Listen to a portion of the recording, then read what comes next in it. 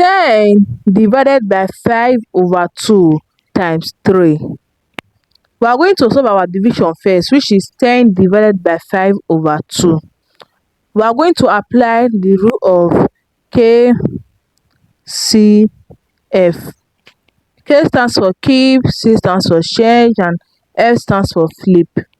We are going to keep our 10, change division to multiplication, then flip 5 over 2 to 2 over 5, then multiply by our 3. We are going to simplify. 5 into here will give us 1, and 5 into 10 will give us 2. Then we are left with 2 times 2 times 3. 2 times 2 will give us 4. Then 4 times 3 will give us 12. 12 is the answer to this question.